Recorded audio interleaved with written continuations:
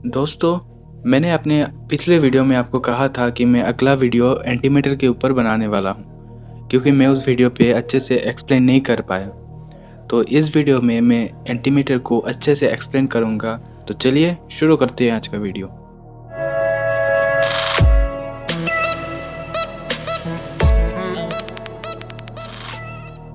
(1928) पे Paul Derek नाम के एक फिजिसिस्ट ने एक इक्वेशन बनाया x² = 4। एक्चुअली वो क्वांटम थ्योरी और स्पेशल रिलेटिविटी इन दोनों थ्योरी को कंबाइन करके इलेक्ट्रॉन के बिहेवियर को डिस्क्राइब करना चाहते थे। उनके उस इक्वेशन से हमें मिलता है कि x = 2 और x = -2। और उनका यह मानना है कि 2 अगर मैटर है तो -2 एंटीमैटर्स होंगे। लेकिन यह बस एक थ्योरी ही नहीं है या फिर मैथमेटिकली प्रूफ किया हुआ कोई चीज़, ऐसे ही कोई चीज़ नहीं है, क्योंकि 1932 पे कार्ल एंडरसन जिन्होंने पॉजिट्रॉन डिस्कवर कर दिया और ठीक उसके एक साल बाद मतलब 1933 पे पॉल डेरिक को उस इक्वेशन के लिए नोबेल प्राइज भी मिला था। अब चलिए एंटीमैटर को और अच्छे से जानने की कोशिश करते हैं हम। कुछ साइंटिस्ट का यह मानना है कि बिग बैंग के टाइम एंटीमैटर्स और मैटर्स इक्वल मात्रा में बिखरे थे। लेकिन यहाँ पे सबसे बड़ा क्वेश्चन ये है कि अगर इक्वल मात्रा में बिखरे थे तो हम एंटीमैटर्स को क्यों नहीं देख पाते। और हमें यह तो पता है कि एंटीमैटर्स और मैटर्स ऑपोजिट नेचर के हैं, तो अगर वो आपस में मिलेंगे तो उससे डिस्ट्रक्शन ही होगा ना। और हम उस धमाके को एनिहाइलेशन कहते हैं। एक्चुअली वो धमाका नहीं है, धमाका मतलब आप समझ रहे होंगे कि बहुत बड़ा धमाका, वैसा नहीं, मतलब छोटा मोटा एक, जैसे कि हम आसमान में स्टार को देखते हैं ना, ऐसा कुछ होगा, लेकिन उससे बहुत सारा एनर्जी रिलीज होगा, मतलब गामा रेस। अब अगर मैटर्स और एंटीमैटर्स बिग बैंग के टाइम इक्वल मात्रा में बिखरे थे तो मैटर्स ही क्यों बच गए।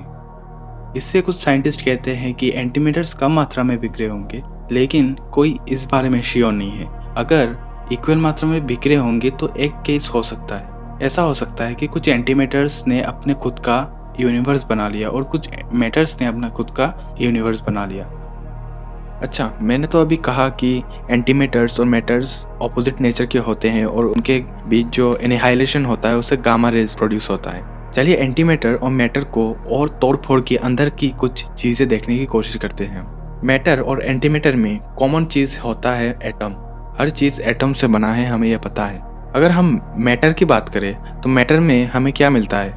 Neutrons, protons and electrons. अब जब हम एंटीमैटर्स लेंगे तो हमें उसके अंदर मिलेगा एंटी न्यूट्रॉन्स, एंटी प्रोटॉन्स और पॉजिट्रॉन्स। आप इस डायग्राम से देख के और अच्छे से समझ सकते हो।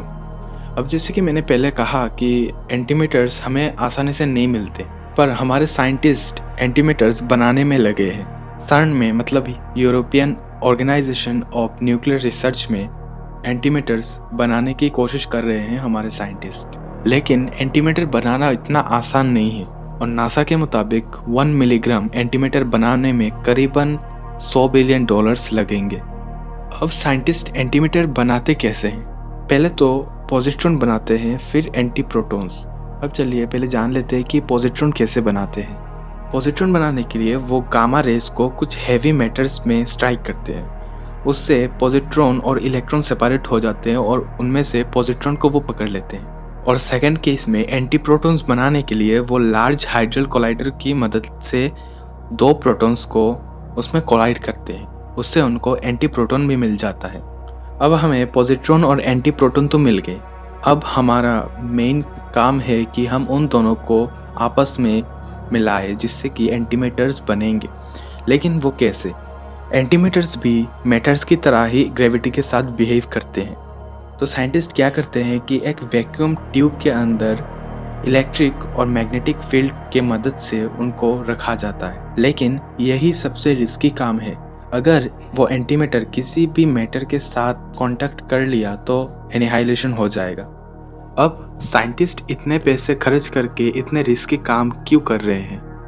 एक्चुअली साइंटिस्ट का यह मानना है कि एंटीमैटर में इतनी एनर्जी है कि हम कोई भी चीज़ आसानी से कर सकते हैं और शायद फ्यूचर में हम एंटीमैटर की एनर्जी को यूज़ करके एक ऐसा स्पेसशिप बना सके जो यूनिवर्स के किसी भी कोने में जा सके और शायद हम यूनिवर्स के बहुत सारे रहस्यों को जान सकेंगे।